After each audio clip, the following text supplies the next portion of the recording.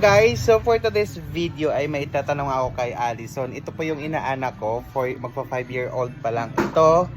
So may nabasa kasi, may napanood kasi akong video na viral. Huwag mong i-ano kasi malaglag tayo.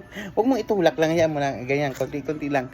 Huwag mo nang i-ano, huwag mo nang ulit. So may napanood kasi akong video na viral na regarding doon sa isang estudyante na almost perfect yung score niya sa quiz, doon lang sa isang tanong wrong siya, mali. So Ali, itatanong ko sa iyo 'yon ha. So ito yung tanong niya, Ali. Bisaya kasi 'yon, so tatagalogin ko lang. So eto, si nanay si mami ang gumagawa ng mga gawaing bahay. Kagaya ng nag-aalaga, naglilinis, naglalaba, nagluluto, ano pa, or inahatid kayo sa school, tama? Tama? So, ito yung tanong ko. Huwag mo nang i-ano. Tapos nang sasampay. Oo, nagtatasampay. So, ito ang tanong ko sa iyo. Ano ang tawag kay nanay? Mami. Wait lang. Ito ang tanong ko. Ano ang may multiple choice to. Ano ang tawag kay nanay? A. Haligi. Haligi. B. Ilaw.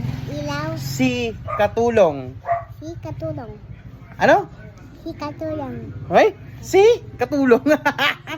De, ito kasi, di ba, si nanay gumagawa or si mami ang gumagawa ng mga gawaing bahay, tama? So, ano ang tawag kay nanay? A. Haligi. B. Ilaw. C. Katulong. Si katulong. Ay? Katulong talaga ang tawag kay nanay?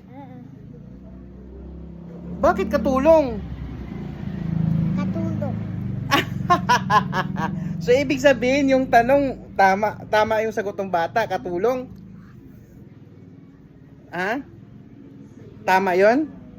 Kasi ang tanong doon, di ba si nanay gumagawa ng trabaho sa bahay, nag-aalaga, tapos, so anong tawag kay nanay sa tahanan? A. Haligi ng tahanan. B. Ilaw ng tahanan. C. Katulong. Si katulong. Yun talaga yung tawag kay nanay? So, ibig sabihin, mali yung tanong.